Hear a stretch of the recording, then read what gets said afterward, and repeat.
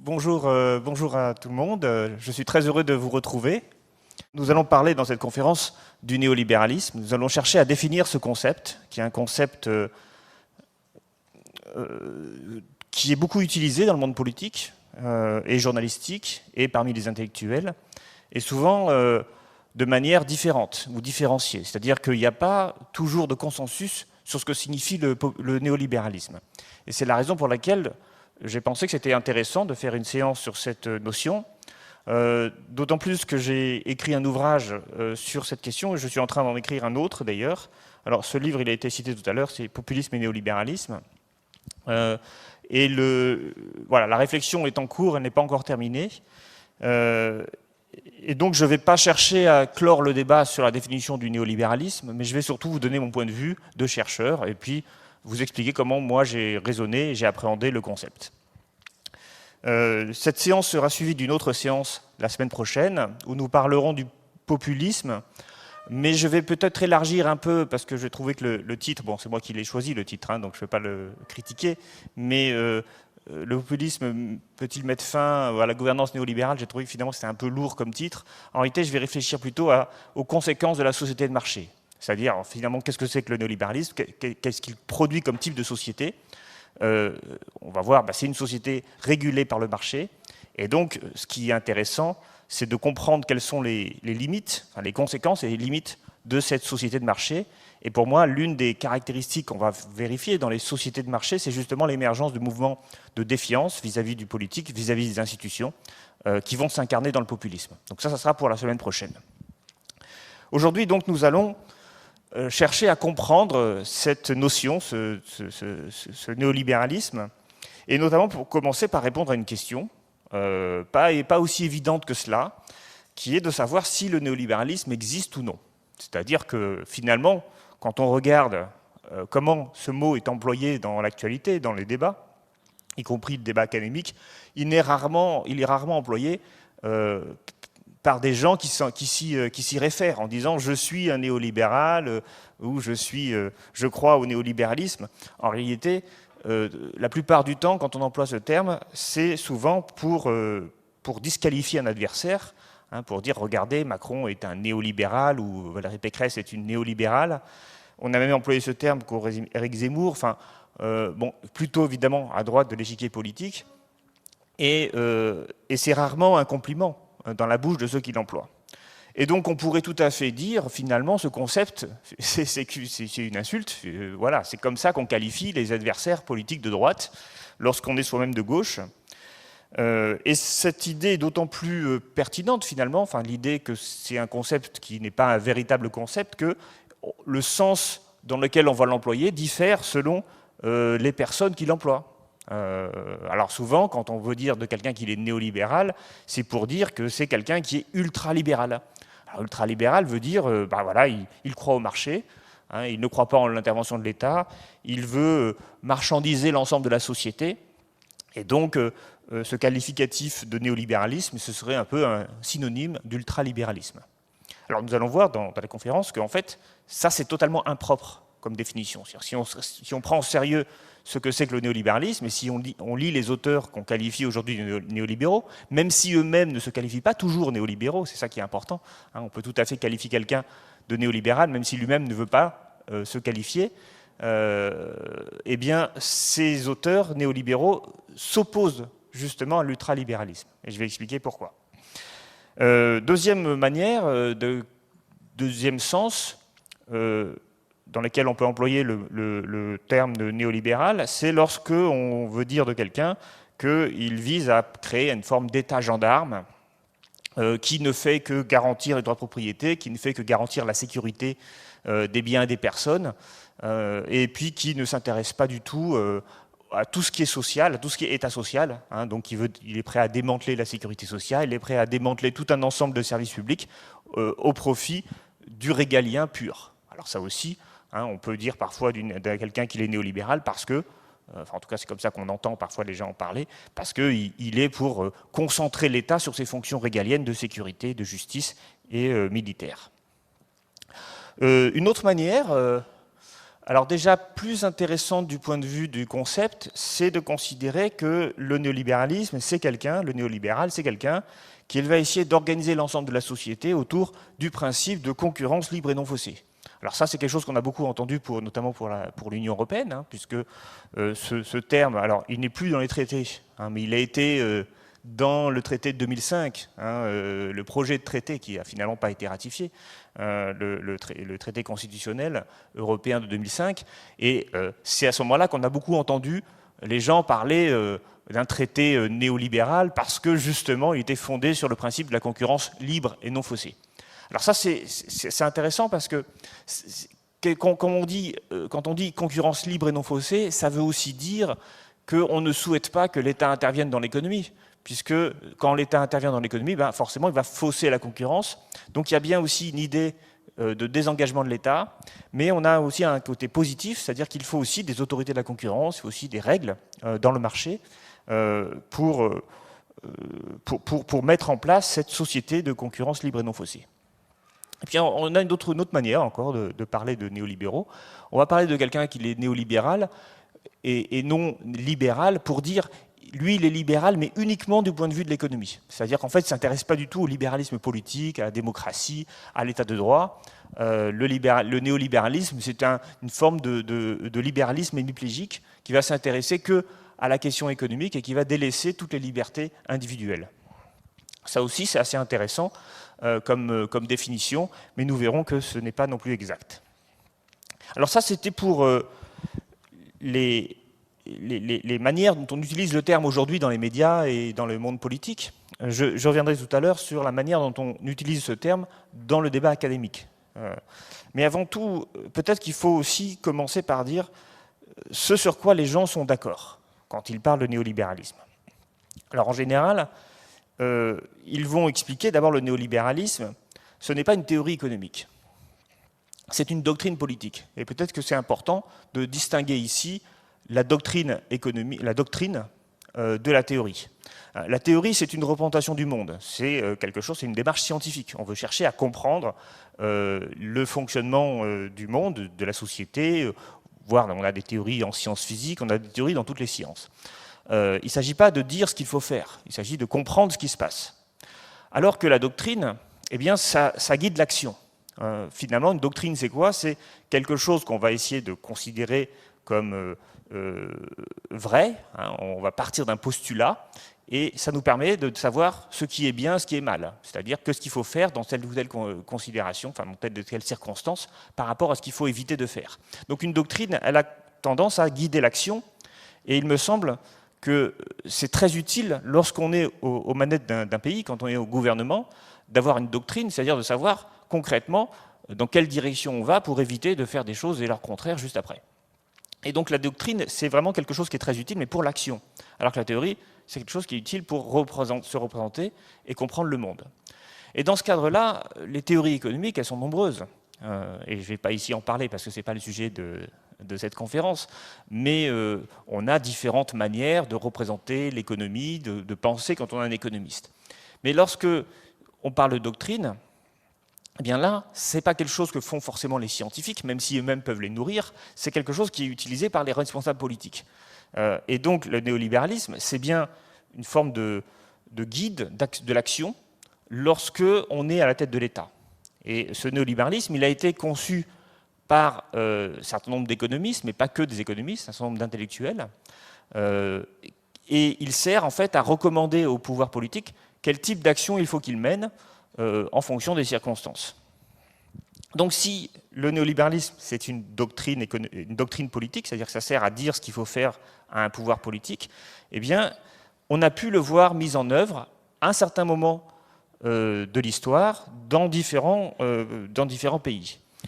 Alors, par exemple, le néolibéralisme, alors ce qu'on va qualifier souvent de néolibéral comme type de politique, c'est la politique allemande menée après la Seconde Guerre mondiale. Alors notamment par Ludwig Erhard, alors qui a été ministre de l'économie dès 1948. Alors en 1948, il n'y a pas encore de gouvernement allemand, il y a une autorité américaine, mais on va avoir besoin de s'appuyer sur des responsables politiques allemands. Et Erhard, en 1948, il va mener une action extrêmement comment dire, audacieuse pour l'époque. Il va chercher à organiser le plus rapidement possible la libéralisation de tous les prix en Allemagne. Et ça, c'était quelque chose qui n'était pas du tout dans l'ordre de ce qu'on faisait à l'époque, puisqu'on cherchait au contraire à contrôler les prix. Et pourquoi on cherchait à contrôler les prix? Parce qu'on sortait de la guerre, il y avait des pénuries, et il y avait donc un contrôle des prix, y compris d'ailleurs en France.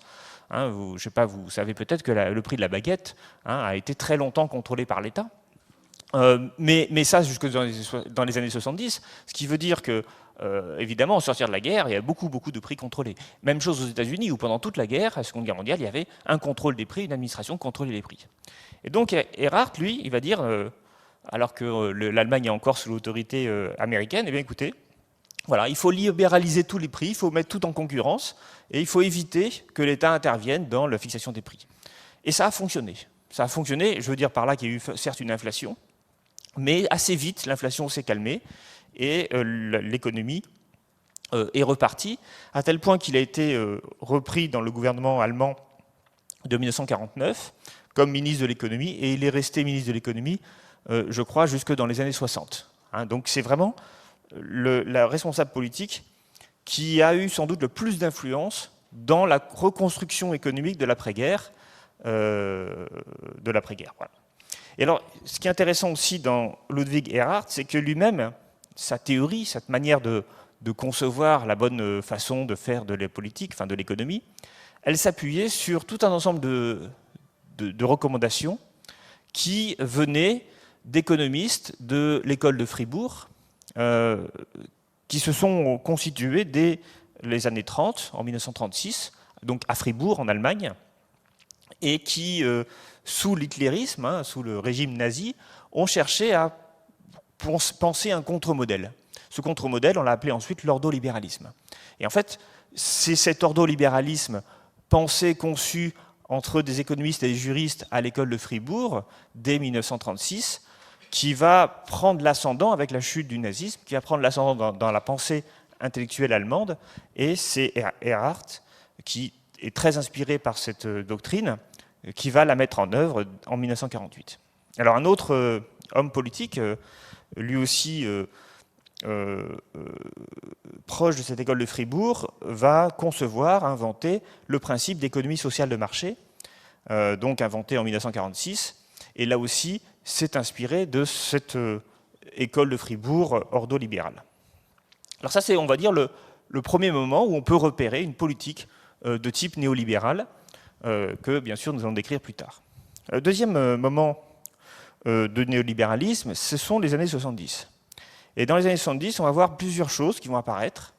Alors, des choses un peu différentes, d'ailleurs, les unes des autres, mais en 1973, on a le coup d'État contre Salvador Allende au Chili, et ce coup d'État, il va entraîner donc une dictature, celle de Pinochet, et Pinochet, après un certain nombre d'hésitations, va mettre en œuvre une politique inspirée de l'école de Chicago, aux États-Unis, donc de Milton Friedman, qu'on va qualifier également de néolibéral, alors qui va s'appuyer sur une forte privatisation de tout un ensemble d'entreprises publiques et de services publics, l'ouverture, le libre-échange, l'ouverture des marchés de capitaux, etc.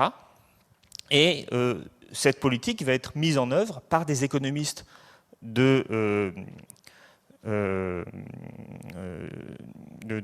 Chili, qui eux-mêmes ont été formés à l'école de Chicago et qu'on appelle d'ailleurs les Chicago Boys. Hein, donc ce n'est pas directement les économistes de l'école de Chicago qui vont former, enfin qui vont conseiller Pinochet, ce sont des économistes chiliens, mais qui avaient un accord avec donc de l'université de Santiago, c'est ça, voilà, c'est le mot que je cherchais, et qui avaient un accord avec l'université de Chicago.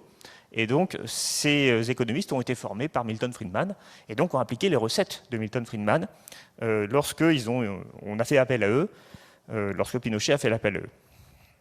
Puis en France aussi, on a une expérience néolibérale, en fait, qui commence dès l'élection de Raymond Barre en 1976. Alors, je n'irai pas jusqu'à dire que Raymond Barre a été complètement néolibéral, c'est pas tout à fait vrai, parce qu'il a fait aussi d'autres choses, et puis il était confronté quand même à un pays qui était très réticent à ce genre de politique, mais en fait, quand on étudie la biographie de Barr, qui était lui-même un économiste, il a été beaucoup inspiré, il a notamment été traducteur d'ouvrages écrits par des ordolibéraux allemands, et donc il était lui-même très, très fortement inspiré par cette école de Fribourg. Et il est connu en fait en France parce qu'en 1976, quand il devient Premier ministre, donc Giscard le nomme Premier ministre, il dit d'ailleurs que c'est l'un des meilleurs économistes de France, c'est une étiquette qui lui est restée. Il était d'ailleurs à la fois Premier ministre et ministre de l'économie, ou des finances, je ne sais plus. Enfin, il avait cette double casquette, c'est la première fois qu'il avait cette double casquette. Et donc il a commencé par mener une politique d'austérité qui a vraiment un peu marqué à l'époque les Français. Et d'ailleurs il a terminé en étant très impopulaire. Et sans doute que l'élection de Mitterrand, il la doit en partie à Raymond Barre et à sa politique d'austérité. Alors pourquoi je vous parle de ces années 70 ? Parce qu'en 1979, on a un intellectuel, Michel Foucault, qui va s'intéresser au néolibéralisme. Alors c'est intéressant parce que 1979, c'est très très tôt. On ne parlait absolument pas du tout du néolibéralisme à l'époque en France, puisque pour beaucoup de gens, le néolibéralisme ne commence que dans les années 80 avec l'élection de Thatcher et Reagan et la mise en œuvre progressive de ce qu'on va appeler ensuite le consensus de Washington. Donc on ne parle vraiment de néolibéralisme que depuis, j'ai envie de dire, les années 90, après avoir vu ce qu'on appelait la révolution néolibérale des années 80. Mais Michel Foucault, en 1979, il identifie déjà une pensée néolibérale. Alors quand on écoute ces conférences, d'ailleurs vous savez vous pouvez les écouter sur un site internet qui s'appelle Free Foucault. Donc elles sont toutes, alors c'est des conférences ou des cours plus précisément qu'il faisait au Collège de France. Et donc dans ces conférences, il va identifier cette pensée néolibérale et il va donner cette réflexion de Foucault va ensuite entraîner tout un ensemble d'intellectuels à disserter, à réfléchir sur le néolibéralisme. Alors d'ailleurs, ces conférences ont été publiées dans un livre qui s'intitule Naissance de la biopolitique. Alors, ce qui est intéressant, c'est qu'il veut faire un cours sur la biopolitique, mais en fait, la biopolitique, elle n'arrive jamais. Dans son cours, il ne fait que parler du néolibéralisme. Alors, il est dans une réflexion, à ce moment-là de ces conférences, de ces cours au Collège de France, il est dans une réflexion sur ce qu'il appelle la gouvernementalité. C'est-à-dire comment est-ce que les gouvernants gouvernent, avec quel type de représentation ils le font. Et donc, il a parlé auparavant des libéraux du XVIIIe siècle, et ensuite, il s'est intéressé à la nouvelle gouvernementalité. Et de mon point de vue, enfin, ça c'est une hypothèse que j'ai, c'est qu'il voyait Raymond Barre gouverner, et il a cherché à comprendre ce qu'il y avait derrière Raymond Barre, derrière cette logique-là, et il est assez vite tombé sur les ordolibéraux allemands, et donc toute une partie de sa réflexion est fondée sur cet ordolibéralisme allemand. Alors du coup, on va voir déjà là un premier intellectuel qui va penser le néolibéralisme, c'est Michel Foucault. Et on verra, c'est pas le seul, par ailleurs. Et par ailleurs, on peut aussi critiquer sa manière dont qu'il a d'identifier le néolibéralisme, sachant qu'il fait ça vraiment très très en avant. Et il y a eu une forme de redécouverte de Foucault dans les années 2000, parce que c'est en 2004 que le livre est publié, donc après sa mort. Et c'est là qu'il va être diffusé ensuite aux États-Unis. C'est là qu'on va avoir tout un ensemble d'intellectuels américains, français et autres qui vont de plus en plus se référer à Foucault pour comprendre le néolibéralisme. Le troisième moment néolibéral, donc les années 80, c'est celui qu'on connaît et dont on parle en général.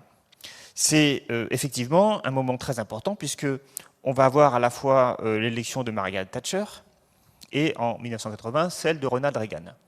Et alors ces deux hommes politiques, enfin responsables politiques, une femme et un homme, vont eux-mêmes s'inspirer directement de deux économistes. L'un britannique, d'origine autrichienne, Friedrich Hayek, qui va être l'inspirateur de Margaret Thatcher. Margaret Thatcher se réfère très souvent à Hayek. Elle dit que quand elle était étudiante, c'était son livre de chevet. Et puis Ronald Reagan, lui, qui va prendre à la fois comme conseiller durant sa campagne et ensuite, une fois élu comme conseiller économique à la Maison-Blanche, Milton Friedman. Et donc Milton Friedman, donc l'école de Chicago, dont j'ai déjà parlé, Friedrich Hayek, c'est l'école autrichienne. Ce sont deux branches tout à fait distinctes et reconnues du néolibéralisme, de la pensée néolibérale. Mais alors, ces deux élections, elles vont quand même avoir des conséquences mondiales, puisque non seulement Margaret Thatcher et Ronald Reagan vont mener dans leurs pays respectifs des politiques qu'on peut qualifier de néolibérales, mais au-delà de cela, ils vont, par l'intermédiaire du FMI, du Fonds monétaire international, qui est contrôlé, vous savez que le FMI, c'est une organisation internationale dans laquelle chaque État a des droits de vote en fonction de ses contributions au FMI. Et le premier État le plus influent au Fonds monétaire international, c'est bien sûr les États-Unis, et puis les seconds, c'est l'Allemagne. Alors il y a aussi l'Allemagne et le Japon, mais il y a aussi le Royaume-Uni. Et lorsque ces deux États-là s'unissent, eh bien ils ont un poids politique au sein du FMI qui est très important, et ils vont changer un peu changer la manière dont le Fonds monétaire international va lui-même mener des politiques, et notamment prêter à des pays en difficulté. Dès le début des années 80, on va avoir ce qu'on appelle la crise de la dette dans les pays en développement, notamment en Amérique latine, avec le Mexique, la crise mexicaine de 82. C'est lié au fait que le dollar voit son taux d'intérêt augmenter. Donc c'est aussi lié aux politiques monétaires mises en œuvre au début des années 80 sous l'influence de Reagan. Et donc le Mexique fait faillite, et puis derrière, il y a tout un ensemble de pays d'Amérique latine qui vont faire faillite, enfin faire défaut, qui vont arrêter de payer leurs dettes extérieures. Et du coup, ils ont besoin de soutien du Fonds monétaire international. Mais là, ce qui apparaît comme Fonds monétaire international, c'est une organisation qui va demander, exiger, en échange de son aide, ce qu'on appelle des politiques d'ajustement structurel qui vont être d'inspiration néolibérale. Et c'est dans les années 80 et 90 que va s'étendre le néolibéralisme au-delà des États-Unis et du Royaume-Uni par l'intermédiaire de la Banque mondiale et du Fonds monétaire international qui sont contrôlés par ces deux pays et qui vont mettre en œuvre ces politiques-là dans tous les pays qui font appel à eux. Donc ces plans d'ajustement structurel, eh bien, ça va être aussi le moyen, finalement, de faire diffuser cette doctrine dans les pays en voie de développement. Alors maintenant, du coup, un certain nombre de chercheurs ont cherché à s'intéresser à la définition du néolibéralisme, puisque à partir des années 80, il est clair qu'il y a un changement de doctrine, il est clair qu'il y a des mesures qui sont mises en œuvre, qui reposent sur une forme de cohérence. Alors je ne l'ai pas dit, mais après, à partir de 86, on va voir aussi le néolibéralisme européen qui va se développer. Et puis après les années 90, après la chute de l'Union soviétique, on va aussi avoir tout un ensemble de politiques néolibérales qui vont se mettre en place dans les ex-pays communistes. Donc vous voyez, le monde entier va finir par devenir néolibéral en partant, non pas de Barre, parce que ce n'est pas lui qui a propagé le néolibéralisme, mais c'est bien les États-Unis et le Royaume-Uni qui l'ont propagé. Quand on lit les écrits des intellectuels d'aujourd'hui sur le néolibéralisme, on voit bien, ou dans le monde académique, on voit bien qu'il n'y a pas forcément de consensus. Alors par exemple, si vous connaissez peut-être le prix Nobel d'économie Joseph Stiglitz, il a écrit beaucoup d'ouvrages, c'est un économiste plutôt considéré comme un économiste de gauche, très critique sur la mondialisation. Dany Rodrik, que vous connaissez sans doute moins, dont d'ailleurs je vous conseille les ouvrages qui sont très intéressants, très clairs, qui est spécialiste lui aussi de la mondialisation, eh bien tous les deux considèrent que le néolibéralisme, c'est une forme de fanatisme de marché. Alors l'expression fanatisme de marché, elle vient elle-même de Joseph Stiglitz. Alors le fanatisme de marché, ça veut dire finalement que pour ces auteurs, le néolibéral, c'est la personne qui croit vraiment au marché, donc croyance, fanatisme, une forme de religion, et qui va chercher à mettre en place une société fondée sur les marchés libres, et c'est-à-dire avec le moins d'intervention de l'État possible. Une autre approche, celle de Michel Foucault, dont j'ai déjà parlé, mais qu'on va retrouver aussi chez Dardot et Laval, donc dans leur livre de 2010. Pour ces auteurs, alors ils ne sont pas les seuls, il y en a beaucoup. Ce qui caractérise le néolibéralisme, c'est la mise en concurrence des relations humaines. Et une société de la concurrence, une société de la performance et de la concurrence.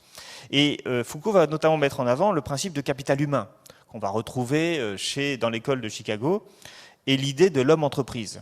Alors je vous montre ici une petite citation de Foucault. Je vais dire dans cette conférence, vous citez beaucoup d'auteurs, parce que je trouve que c'est bien que vous ne me croyez pas sur parole et qu'on prenne du temps pour les lire un peu. Voici ce que écrit Foucault. Donc, en fait, ce qu'il dit, parce qu'il s'agit d'un cours oral, qui a été retranscrit après et mis sous forme d'un livre. Dans le néolibéralisme, et il ne s'en cache pas, il le proclame, on va bien retrouver aussi une théorie de l'homo economicus. Mais l'homo economicus, là, ce n'est pas du tout un partenaire de l'échange. L'homo economicus, c'est un entrepreneur, et un entrepreneur de lui-même. Et cette chose est si vraie que pratiquement ça va être l'enjeu de toutes les analyses que font les néolibéraux, de substituer à chaque instant à l'homo economicus, partenaire de l'échange, un homo economicus, entrepreneur de lui-même, étant à lui-même son propre capital, étant pour lui-même son propre producteur, étant pour lui-même la source de ses revenus. Et là, je ne vous en parle pas parce que ce serait trop long, mais vous avez dans Gary Becker, justement, toute une théorie très intéressante de la consommation, dans laquelle Becker dit « La consommation, il ne faut pas croire du tout que ça consiste simplement à être dans un processus dans le processus de l'échange, celui qui achète et qui fait un échange monétaire pour obtenir un certain nombre de produits, l'homme de la consommation, ce n'est pas un des termes de l'échange. L'homme de la consommation, dans la mesure où il consomme, est un producteur. Il produit quoi ? Eh bien, il produit tout simplement sa propre satisfaction. Et il faut considérer la consommation comme une activité d'entreprise par laquelle l'individu, à partir précisément d'un certain capital dont il dispose, va produire quelque chose qui va être sa propre satisfaction. Et par conséquent, la théorie, l'analyse classique est 100 fois ressassée de celui qui est consommateur d'une part, mais qui est producteur, et qui, dans la mesure où il est producteur d'un côté et consommateur de l'autre, est en quelque sorte divisé par rapport à lui-même.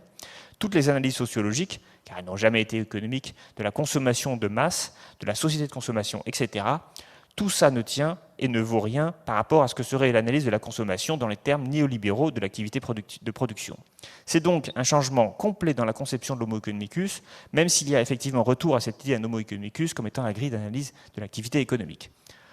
Alors, je ne sais pas si vous avez bien suivi, mais c'est du Foucault. Mais ce qu'il dit est assez clair, il dit le néolibéral ne raisonne pas à partir du marché et de l'échange, il raisonne à partir de la production et du capital. Et le capital, ça sert à produire. C'est-à-dire que l'achat, l'acte d'achat n'est pas perçu comme un acte d'échange, mais comme un acte de production, de satisfaction. Voilà, c'est ça que dit Foucault. Et donc, on a bien ici une vision néolibérale, du néolibéralisme, qui est l'homme entreprise, l'homme producteur, l'homme concurrent. Vous voyez, c'est ça qui est important. Et c'est ça que nous dit aussi Dardot et Laval, qui reprennent en partie l'analyse foucaldienne. Alors, on a d'autres auteurs, d'autres intellectuels qui vont analyser le néolibéralisme autrement. Et alors, je trouve qu'il y a une analyse intéressante aussi, dont il faut parler, c'est l'analyse de la guerre des classes. Alors, qu'est-ce qu'ils disent? Alors, on a ici Quinn Slobodian, David Harvey, Naomi Klein, dont dans leurs ouvrages respectifs, ces auteurs, ils disent finalement le néolibéralisme, c'est surtout l'instrument d'une domination d'un certain nombre de personnes qui cherchent à justifier leur propre domination. C'est-à-dire que quelque part, évidemment, quand on domine une société, parce qu'on est les classes d'hyper riches, les élites politiques et économiques d'un pays, voire du monde entier, on a besoin de justifier sa domination. Et pour ça, il faut qu'on ait une théorie, et boum, il se trouve que la théorie, c'est le néolibéralisme. Alors c'est intéressant parce que ça dit, en fait, le néolibéralisme, finalement, n'a pas de consistance intellectuelle, c'est surtout l'expression d'une forme de rapport de force, et puis ça a surtout une théorie instrumentale, je veux dire par là, elle va être l'instrument d'une domination sociologique. Alors du coup, ça peut changer le néolibéralisme. En fonction des intérêts des classes dominantes, on peut mettre des choses différentes dedans. Et puis il y a une dernière analyse. Alors je ne vais pas beaucoup parler de cette troisième façon, mais je voulais quand même en parler, l'évoquer ici, mais moi, ce n'est pas du tout la façon dont je vais définir le néolibéralisme, parce que, alors c'est pas qu'elle soit fausse, forcément, je ne peux pas démontrer, personne ne peut démontrer les intentions qu'il y a derrière une théorie, mais seulement si on dit c'est l'idéologie de la classe dominante, j'ai envie de dire, on peut s'arrêter là, quoi. On n'a pas besoin de la décrire et de la contester, puisqu'il n'y a plus de débat intellectuel, il y a juste un débat politique. Après, je ne dis pas que c'est une analyse fausse, je dis juste que, de par ma manière de chercher à comprendre les auteurs dans le texte, je ne vais pas m'embêter à comprendre des auteurs dans le texte si finalement tout ça n'est qu'un prétexte pour juste asseoir la domination d'une classe sur les autres. Alors dernier élément, alors ça c'est un livre extrêmement intéressant, donc un gros livre, écrit par Serge Audy en 2012, consacré au néolibéralisme. Alors Serge Audier, c'est un Français, c'est un philosophe, il écrit beaucoup de livres, il est assez brillant, hein, je veux dire, je trouve que cet auteur a beaucoup de qualités, et sa thèse, c'est quelque part que le néolibéralisme n'existe pas.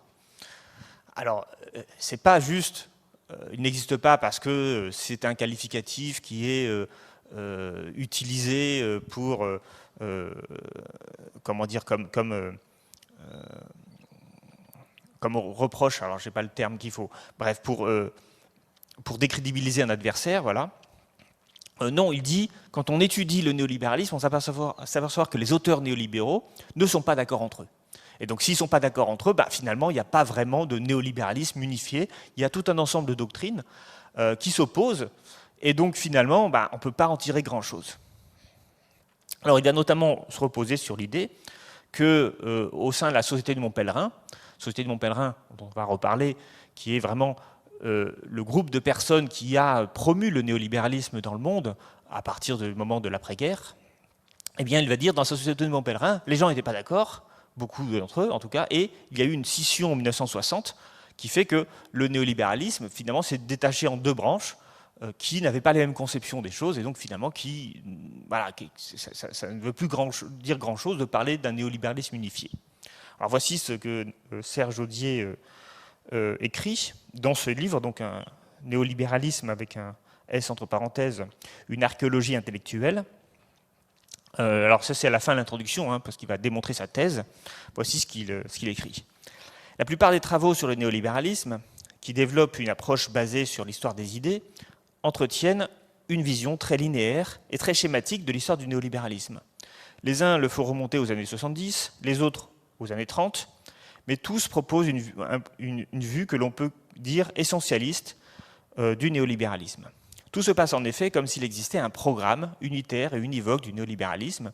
Telle une graine plantée en terre, celui-ci déploierait progressivement son essence en surmontant peu à peu les obstacles. Les uns évoquent une apologie du laisser-faire et de la main invisible, qui se déploierait jusqu'à Reagan et Bush. Les autres, une politique de la concurrence qui trouverait son accomplissement suprême dans le traité constitutionnel européen de 2005 et antérieurement dans le traité de Rome. Dans tous les cas, il y aurait une signification univoque, avec bien sûr quelques variations du néolibéralisme et de son histoire socio-économique. La conviction qui est née de notre recherche est tout autre. Il n'y a pas un néolibéralisme, mais bien des néolibéralismes qui ouvrent sur des politiques concrètes très différentes. Alors c'est un travail extrêmement intéressant, très détaillé, de 700 pages, et il y a des arguments, et ces arguments il faut les prendre en considération, c'est-à-dire que Serge Audier montre que les néolibéraux ne sont pas d'accord entre eux. Mais de mon point de vue, ça ne veut pas dire que le néolibéralisme n'existe pas, et je vais y revenir. En réalité, si on veut démontrer que le néolibéralisme existe, on a besoin de deux conditions. La première, c'est d'abord qu'on puisse le distinguer d'autres approches du libéralisme. C'est-à-dire qu'il faut que les auteurs néolibéraux aient une spécificité qui ne sont pas les mêmes que ceux des libéraux classiques. Sinon, ça serait des libéraux comme les autres. Alors, il va falloir qu'on s'intéresse, et ce que je vais proposer de faire juste après, à ce que c'est que le libéralisme classique, c'est-à-dire pour essayer de le définir, alors là aussi on a plein de libéraux qui ne vont pas penser tous la même chose, mais je vais vous prendre deux auteurs dont on ne peut pas dire qu'ils ne soient pas libéraux, Adam Smith et John Stuart Mill. Alors tous les deux sont intéressants parce que ce sont deux économistes et en même temps ce sont deux philosophes. Donc ils ont vraiment une vue très large, une réflexion très large. Et puis tous les deux, ils sont considérés comme des libéraux et personne ne peut en douter. Et donc je vais montrer que cette pensée de Adam Smith et de John Stuart Mill n'ont rien à voir ou sont très différentes de la pensée des néolibéraux. Donc ça, si on arrive déjà à démontrer ça, on arrive à moitié à dire que le néolibéralisme existe. Mais pour arriver complètement à dire que le néolibéralisme existe, il faut rajouter une deuxième condition. Il faut que tous les auteurs néolibéraux adhèrent à quelques grands principes communs. Parce que sinon, il n'y a pas d'unité du tout de cette pensée néolibérale. Alors, adhérer à quelques grands principes communs ne veut pas forcément dire qu'ils sont d'accord sur tout. Et c'est là où on va voir si finalement la réflexion de Serge Audier elle est pertinente ou non. Parce qu'ils peuvent être en désaccord sur des points, mais des points annexes, mais s'entendre sur des grands principes. Et en réalité, ce travail n'est pas fait par Serge Audier. Serge Audier ne décrit pas quels grands principes réunissent les néolibéraux. Et donc ça, c'est ce que je vais essayer de faire. Sachant donc qu'il y a deux limites quand même dans ce raisonnement. Donc la première, c'est que pour les libéraux eux-mêmes, ils sont différents. C'est-à-dire que tous les libéraux ne pensent pas pareil. Hein, donc il va falloir identifier un libéralisme classique, alors même que les libéraux classiques ne sont pas tous d'accord entre eux. Et de la même façon, il va falloir distinguer des grands principes, alors même que les néolibéraux ne sont pas tous d'accord entre eux. Donc c'est évidemment un travail que je vais vous proposer, qui est un travail tout à fait contestable, hein, parce qu'après tout, ça dépend où on met la ligne entre grands principes et petits principes, finalement. Parce que si je dis ils sont d'accord sur les grands principes, mais ils s'opposent sur les petits principes, il suffira que quelqu'un dise en fait ce petit principe, c'est un grand principe, vous voyez bien qu'ils ne s'accordent pas, et donc on dira ils n'existent pas. Mais en réalité, tout est une question de définition. Vous voyez, c'est une forme de taxonomie qu'on essaie de faire. C'est-à-dire qu'on essaie de ranger les pensées dans des espèces d'arbres, hein, comme on fait en taxonomie. Bon, s'ils sont dans une branche commune, on va dire qu'ils ont une cohérence commune, hein, mais on peut aussi diviser les branches à d'autres moments. Donc il faut quand même réussir à démontrer qu'il existe une forme d'unité dans un système de pensée, alors même qu'ils peuvent s'opposer dans les applications concrètes. C'est un peu ce que je vais essayer de faire. Je vais dire ils sont d'accord sur les grands principes, ils ont une représentation du monde commune, mais parfois dans l'application, ils ne vont pas toujours être d'accord, et dans la mise en œuvre de leur doctrine. Alors, à l'origine du néolibéralisme, eh bien, il y a d'abord le libéralisme classique. Et le libéralisme classique, eh bien, sur quoi il repose? Alors, quand on étudie les auteurs libéraux, on va s'apercevoir qu'ils reposent essentiellement sur un principe qui est le principe de l'individualisme. Alors l'individualisme, ça ne veut pas forcément dire, c'est pas ici un terme péjoratif qui dit aux gens regardez, vous êtes individualiste, vous pensez qu'à vous-même, un peu égoïste. Non, l'individualisme ici, c'est l'idée de prendre en considération l'individu comme une personne autonome qui a une existence propre. Et en fait, c'est important de parler de l'individu, parce que c'est une notion, l'individualisme, qui n'est pas apparue comme ça spontanément dans les sociétés. En fait, la plupart des sociétés traditionnelles sont des sociétés dites holistes. Ce qui signifie en fait une chose simple, c'est que les individus n'existent que parce qu'ils remplissent une fonction sociale, parce qu'ils appartiennent à un groupe social, et que c'est ce groupe et cette fonction sociale qui déterminent ce qu'ils sont. C'est-à-dire qu'en tant qu'individus, finalement, ils n'ont pas beaucoup de droits. Alors qu'est-ce qu'on peut dire? C'est l'idée, par exemple, de séparation des sexes, hein, c'est-à-dire les femmes, elles ont pour fonction de procréer, de faire des enfants, de s'occuper de la maison, et puis les hommes, ils ont pour fonction d'aller chasser, d'aller se battre, etc. Donc vous voyez, typiquement, quand on réduit les gens à leur genre, eh bien, on nie leur individualité et leur capacité de s'épanouir d'autrement. Et ça, en fait, finalement, beaucoup de sociétés traditionnelles sont fondées justement sur la négation de l'individu. Alors, quand on est une société holiste, eh bien, les valeurs ne sont pas individuelles. C'est pas chacun, moi je crois en ceci. Non, vous êtes catholique, vous devez croire en la Vierge Marie, vous devez croire en telle ou telle chose, parce que vos croyances et vos valeurs sont le produit de la société, elles ne sont pas le produit de vous-même. Donc en fait, on a une vision de la société dans laquelle l'individu se soumet aux institutions sociales. Alors le libéralisme, lui, il va prendre au sérieux l'individu. Il va le prendre au sérieux, il va dire l'individu, il existe de lui-même, il est doué de raison, il est animé d'un libre arbitre, il peut avoir des valeurs qui lui sont propres, et il a le droit d'agir en tant que personne autonome pour sa propre émancipation. Et c'est ça, il me semble, qui est le terme le plus important dans l'individualisme. C'est l'idée de l'émancipation des individus. L'idée que les individus peuvent agir de manière propre. Et bien sûr, les individus, lorsqu'ils naissent, ils ne sont pas émancipés. Ils sont, bien sûr, les bébés, ils n'ont pas de capacité propre d'agir par eux-mêmes. Mais il y a un moment de la vie où on considère que les gens sont des adultes, ils sont instruits, ils ont une capacité autonome de réfléchir et d'agir. Et donc, c'est cet âge adulte qui va caractériser une émancipation. Bon, alors là, j'avais une diapo, mais je ne sais pas si je vais avoir le temps de la faire, mais c'était juste pour vous dire que quand on réfléchit sur la pensée libérale, on a des anthropologues comme Emmanuel Todd qui nous disent que le libéralisme, en fait, c'est pas qu'une c'est pas qu'une idéologie, ou c'est pas qu'une doctrine, c'est pas qu'une représentation philosophique de l'organisation de la société, c'est aussi une anthropologie. Et ce que Todd nous dit, en fait, dans ses ouvrages, notamment La Troisième Planète, ou un ouvrage plus récent qui s'intitule Où en sommes-nous, c'est que le libéralisme et finalement les idéologies libérales sont nées dans un contexte très particulier qui est celui de l'Europe occidentale, et en particulier de la France et de l'Angleterre. Et donc ce qu'il explique, c'est que dans ces pays, on avait ce qu'on appelle un système familial nucléaire, c'est-à-dire avec des parents et des enfants, et les enfants, à 20 ans, ils quittaient le foyer familial. Et en fait, il considère, Todd, que dans une société où on trouve normal que les enfants à 20 ans quittent le foyer parental, eh bien c'est une société qui est mue par des valeurs libérales, anthropologiquement parlant. C'est-à-dire que ça va sembler normal que les individus ils aient une autonomie, ils aient un droit à être émancipés, parce que le système familial dominant dans ces régions, que sont l'Angleterre et la France, notamment le bassin parisien, c'est des systèmes familiaux dans lesquels les enfants partent à 20 ans. À l'inverse, dans les sociétés communautaires, de familles communautaires ou de familles souches, eh bien, les enfants doivent rester, s'occuper de leurs parents, et donc l'idée de liberté et d'émancipation, finalement, elle n'apparaît jamais. Et donc, voilà, donc ça c'est une réflexion que je trouvais intéressante pour dire que le libéralisme, c'est pas simplement une doctrine, c'est pas simplement une réflexion philosophique, c'est aussi un comportement anthropologique. Alors bien sûr, aujourd'hui, le libéralisme s'étend dans le monde, hein, c'est-à-dire qu'il ne se réduit pas à la France et l'Angleterre, puisque les valeurs d'aujourd'hui sont aussi des valeurs libérales dans beaucoup de sociétés, mais pas dans toute société. Par exemple, la question de l'émancipation des femmes, hein, on voit bien qu'elle n'est pas la même selon qu'on habite en France ou qu'on est en Afghanistan ou dans d'autres pays.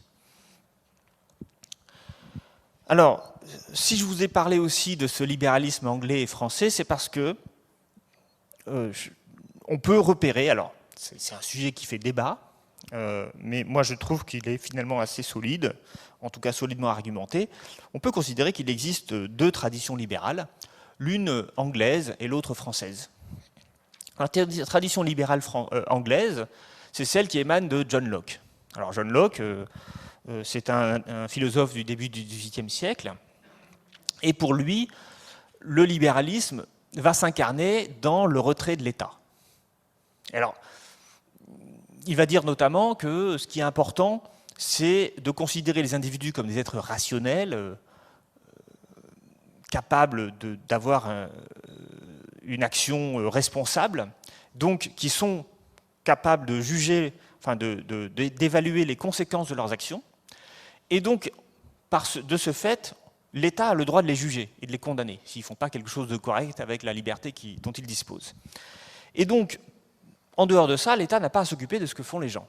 C'est ça un peu l'idée. Donc il faut retirer l'État de tout un ensemble d'actions pour permettre aux individus, vraiment, qui sont rationnels et responsables, de s'épanouir dans leur identité. Et cette tradition de retrait de l'État, j'appelle ça un peu une forme de libéralisme soustractif, oui c'est ça, elle remonte en fait très loin, puisque finalement la politique anglaise, elle est fondée sur un ensemble de règles de la common law, qui sont le produit finalement d'accords. Hein. Les Anglais, ils n'ont pas une vraie constitution, ils ont tout un ensemble de règles, de valeurs constitutionnelles qui déterminent la manière dont l'État fonctionne.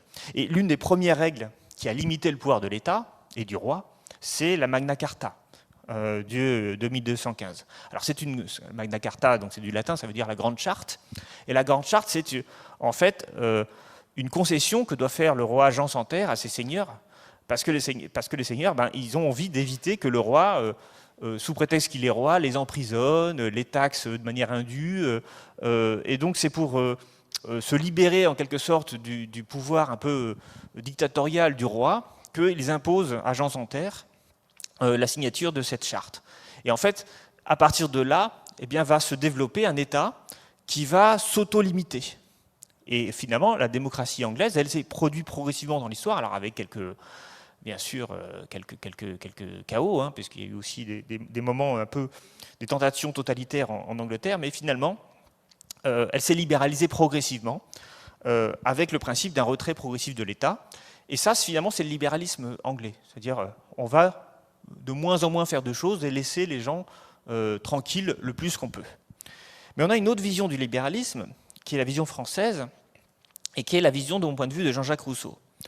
Alors, bon, j'ai pas mis la diapositive où je citais Rousseau et tout, parce que je veux aller un peu plus vite. Mais Rousseau, quand il parle dont il écrit le contrat social en 1762, il insiste sur le rôle des institutions pour libérer les individus. Il dit en fait les choses, il dit en gros, dans l'état de nature, le contrat social ne peut pas fonctionner.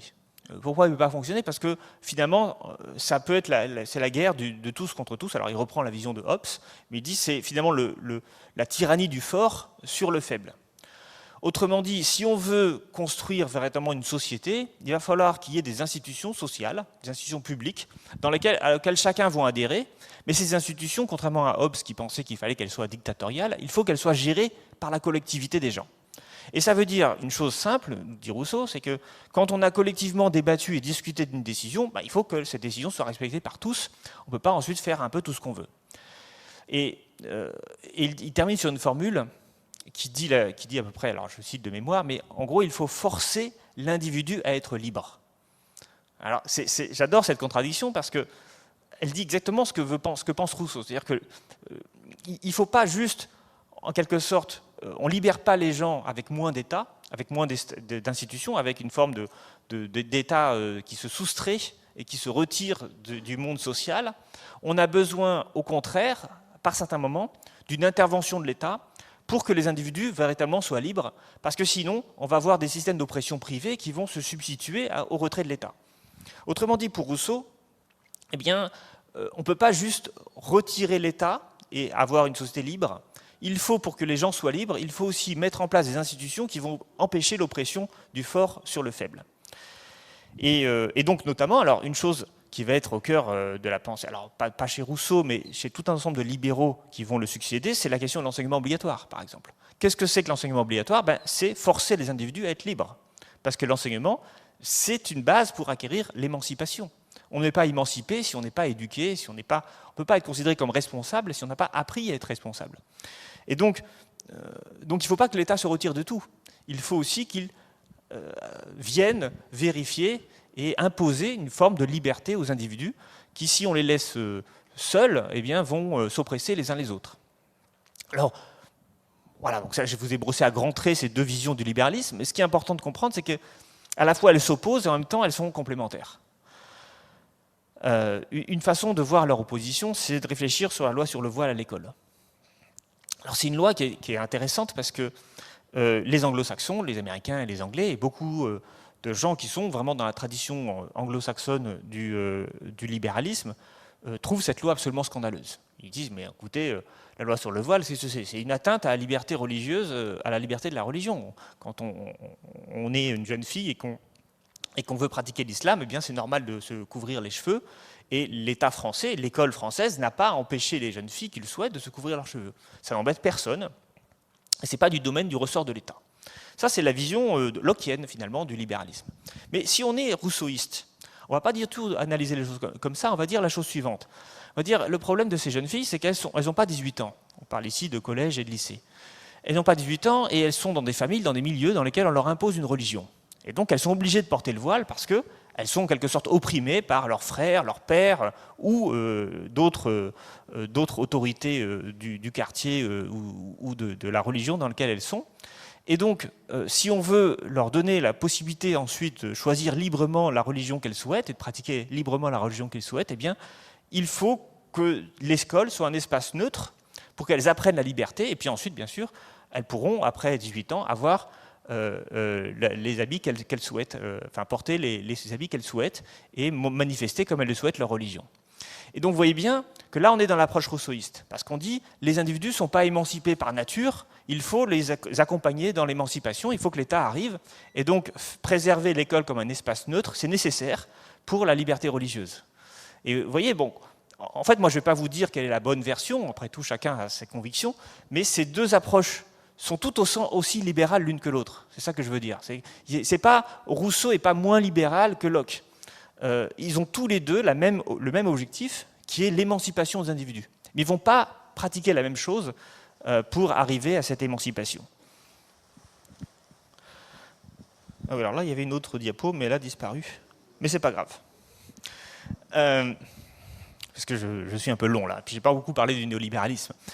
Mais ce que je voulais simplement vous dire, c'était que le libéralisme, pardon, finalement, c'est une réflexion sur l'émancipation. C'est ça qui est important. C'est-à-dire qu'on va chercher à considérer l'individu comme un être autonome, et responsable et capable d'être émancipé et d'agir en fonction de ses propres valeurs.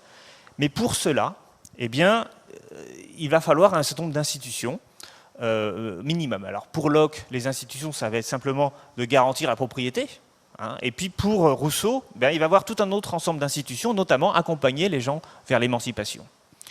Alors comment est-ce que les libéraux classiques, donc Smith et Mill, appréhendent eux-mêmes mettre en œuvre ou recommandent le libéralisme de leur côté? Alors très souvent, quand on parle de Adam Smith, on dit ben, Adam Smith est un libéral, et la preuve, il croit en la main invisible. Hein, donc c'est la formule qu'on utilise souvent, et donc au fond il ne veut pas d'intervention de l'État parce qu'il pense que spontanément sur le marché, les agents en cherchant leur propre intérêt vont concourir à l'intérêt collectif. Ça c'est ce qu'on appelle le principe de la main invisible. Eh bien moi je vais essayer de vous démontrer qu'il existe un autre Smith, un Smith qui pense le rôle de l'État et qui ne pense pas uniquement comme Locke, c'est-à-dire qu'il faudrait uniquement retirer l'État de toute activité économique. Et ce que je vais essayer de vous démontrer, c'est qu'à la fois Smith et Mill, qu'on pourrait comme ça spontanément ranger dans la tradition anglaise, lockienne, qui est de dire il faut que l'État soit le moins présent possible, eh bien en fait, parce que justement ils prennent au sérieux l'idée d'émancipation, ils vont aussi adopter des visions rousseauistes. Ils vont adopter aussi l'idée qu'il faut que l'État intervienne pour émanciper les individus. Alors comment je vais vous démontrer ça? Eh bien, on va lire Smith simplement, et notamment réfléchir d'abord sur ce qu'il estime comme devant être le fonctionnement du marché du travail, ou comment le marché du travail fonctionne. Alors voici ce que Smith écrit. C'est par la convention qui se fait habituellement entre ces deux personnes dont l'intérêt n'est nullement le même que se détermine le taux commun des salaires.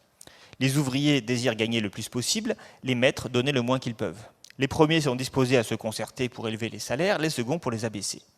Il n'est pas difficile de prévoir lequel des deux partis, dans toutes les circonstances ordinaires, doit avoir l'avantage dans le débat et imposer forcément à l'autre toutes ces conditions.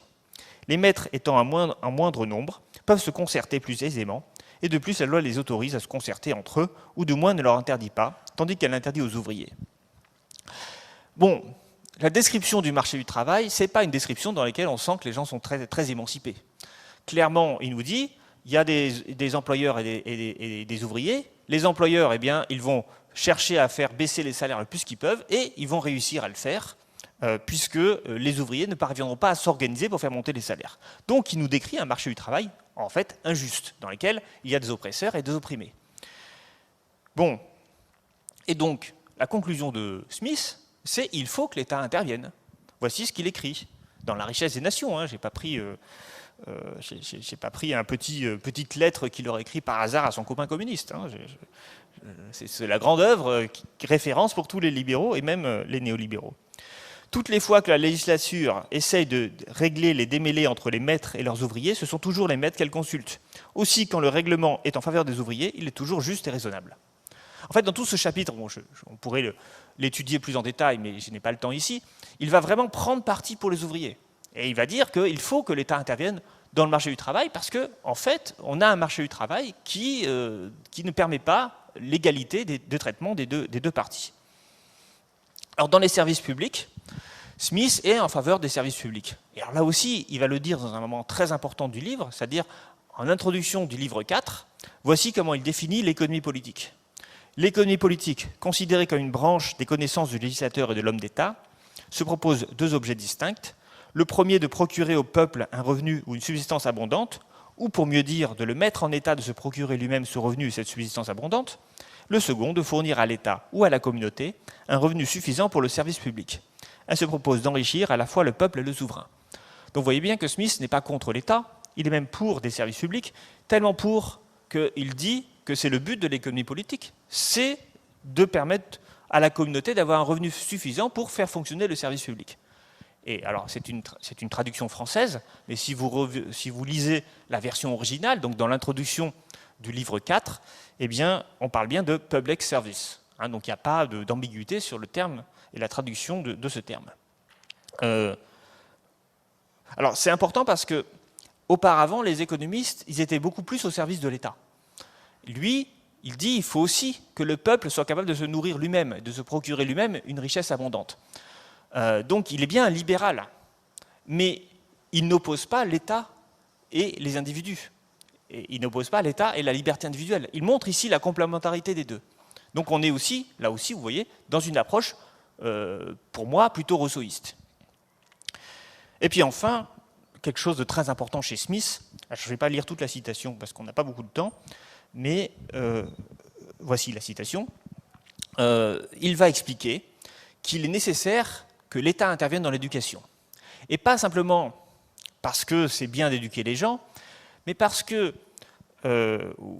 par exemple, c'est bien d'éduquer les gens pour qu'ils soient performants au travail, mais justement pour l'inverse, parce qu'il va considérer, Smith, qu'au fur et à mesure du développement économique, on va davantage diviser le travail et les tâches vont se simplifier. Et les tâches, nous dit-il, vont être tellement simples qu'au bout d'un moment, les gens n'auront plus à être intelligents pour réussir à faire leur activité économique, et donc ils vont finir par perdre. Il dit qu'ils vont finir par devenir en général aussi stupides et aussi ignorants qu'il soit possible à une créature humaine de le devenir. Et donc il est important, face à des emplois qui vont être extrêmement simplifiés, notamment pour les classes ouvrières, eh bien il est important que l'État éduque les gens pour leur donner une possibilité finalement de s'épanouir en tant qu'individu. Donc ce n'est pas du tout l'idée de l'éducation comme capital humain, c'est-à-dire l'éducation pour faire de nous des bons travailleurs, c'est même exactement l'inverse, c'est parce que au travail, on n'a pas besoin de son intelligence, qu'il est nécessaire de nous éduquer. Alors là, on a bien ici l'idée d'une émancipation. Et il va proposer que l'État fasse un service public d'éducation. Moyennant une très petite dépense, l'État peut faciliter, peut encourager l'acquisition de ces parties essentielles de l'éducation parmi la masse du peuple, et même lui imposer en quelque sorte l'obligation de les acquérir. Donc il parle ici, 100 ans avant la généralisation de l'éducation obligatoire au Royaume-Uni, il parle d'éducation obligatoire. Ça va arriver que dans les années 1880. Et là, on est en 1776. L'État peut faciliter l'acquisition de ces connaissances en établissant dans chaque paroisse ou district une petite école où les enfants soient instruits pour un salaire si modique que même un simple ouvrier puisse le donner, le maître étant en partie, mais non en totalité, payé par l'État. Donc l'État va payer des profs pour qu'ils éduquent la masse du peuple, et cette éducation sera obligatoire. Bon, John Stuart Mill, eh bien, c'est un autre libéral classique, un autre philosophe, un autre économiste. Et lui, alors, il va considérer, alors, dans un livre extrêmement intéressant que je vous invite à lire parce que je le trouve absolument brillant, le livre s'appelle « De la liberté », il va dire que le principe d'intervention de l'État, c'est que l'État ne peut intervenir que lorsque les individus ont une action qui peut nuire à autrui. C'est ce qu'on appelle le harm principle, le principe de nuisance. Si vous faites quelque chose qui peut nuire à autrui, alors l'État est légitime d'intervenir. Ça ne veut pas dire qu'il faut qu'il intervienne systématiquement, mais il peut intervenir que dans ces cas-là.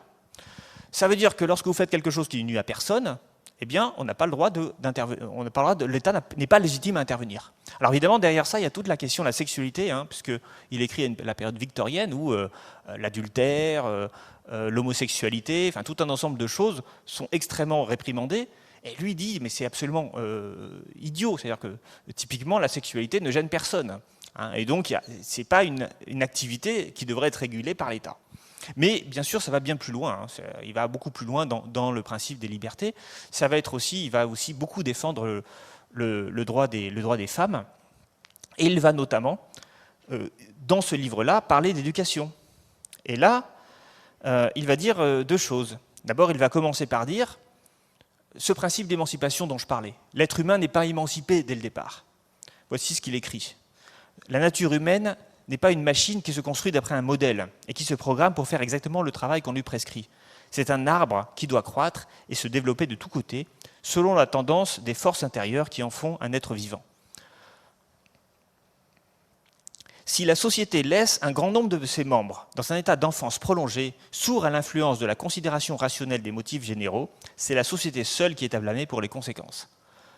Ça veut dire que lorsque vous avez un adulte qui n'est pas émancipé, qui n'est pas cet arbre qui croît dans toute direction selon ses propres humeurs, eh bien c'est la société qui est responsable du fait de ne pas avoir donné à quelqu'un l'émancipation qu'il mérite. Donc là aussi, on a une vision rousseauiste. Il ne faut pas que la société se retire de tout, il faut qu'elle permette à chacun de ses membres vraiment d'acquérir une autonomie et une liberté individuelle. D'où d'ailleurs cette proposition, puisqu'on est en 1859, à l'époque, il n'y a toujours pas de système d'éducation obligatoire en Angleterre, et donc Mill s'y oppose en disant qu'il faut que c'est l'État qui doit surveiller de près la façon dont l'individu use du pouvoir qu'on lui a octroyé sur d'autres, et notamment l'éducation des enfants. Tandis que l'on déclare unanimement que tel est le devoir du père, donc d'éduquer ses enfants, presque personne dans ce pays ne supportera l'idée qu'on l'oblige à remplir ce devoir. Donc là aussi, l'obligation de l'éducation, qui est pour Mill un véritable scandale que des enfants puissent ne pas être éduqués par leurs parents. Et donc il va avoir ensuite tout un texte sur la manière d'éduquer les enfants. Et alors Mill va s'opposer à l'idée du système d'éducation publique, parce qu'il va dire qu'un système unique d'éducation, ça va finir par remettre les gens, tout le monde dans le même moule. Il faut donc une variété des systèmes éducatifs, mais il faut, alors il va ensuite aller très loin, il va dire mais il faut des concours nationaux pour vérifier que les gens fassent bien leur travail. Donc il est aussi libéral dans la manière d'éduquer. Il ne pense pas, comme Smith, qu'il faut que les profs soient tous payés par l'État. Lui, il est adepte aussi d'un enseignement, divers, de la variété des enseignements. Et puis enfin, même sur des choses qui sont au cœur du libéralisme, comme le libre-échange, eh bien, il va avoir une vision différente de celle qu'on peut avoir aujourd'hui dans la pensée libérale. Alors là aussi, je ne vais pas tout lire parce qu'il faut quand même qu'on parle du néolibéralisme.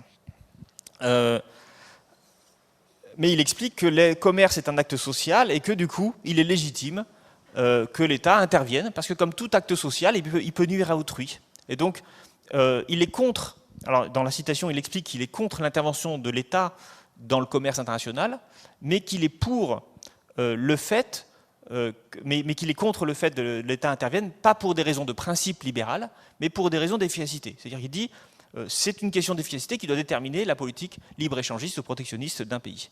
Et puis enfin, il explique que le but de l'État doit aussi d'introduire une fiscalité, notamment sur l'héritage, pour permettre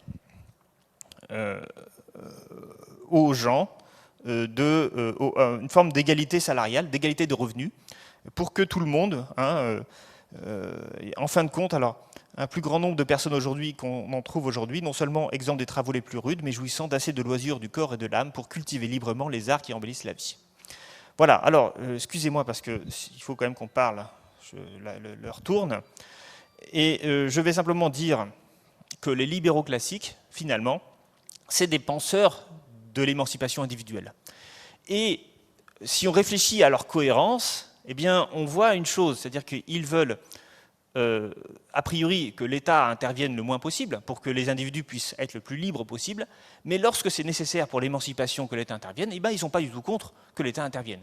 Et l'État peut intervenir dans l'éducation des gens, dans la fiscalité, y compris dans le commerce et dans plein d'autres choses, parce que, et uniquement si c'est efficace pour l'émancipation, ben, ça sera légitime.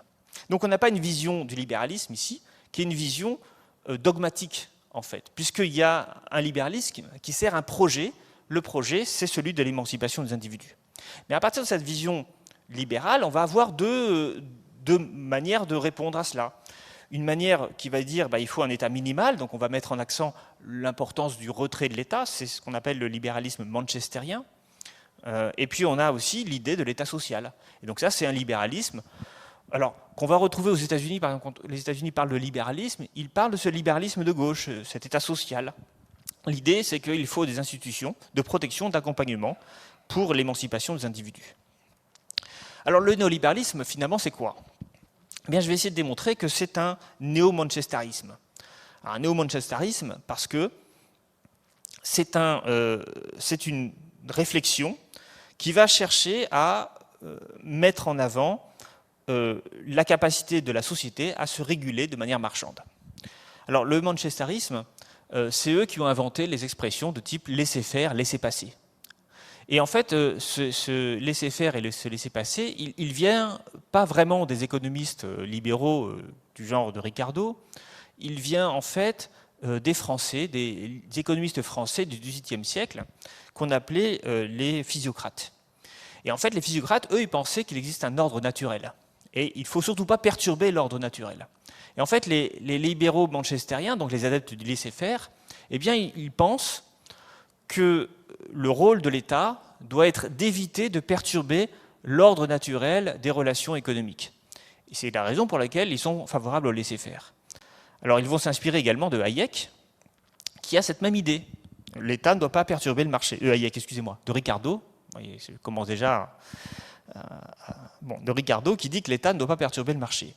Voici donc les lois qui règlent les salaires et régissent le bonheur de l'immense majorité de toute société. Ainsi que tout autre contrat, les salaires doivent être livrés à la concurrence franche et libre du marché et n'être jamais entravés par l'intervention du gouverneur, donc de l'État.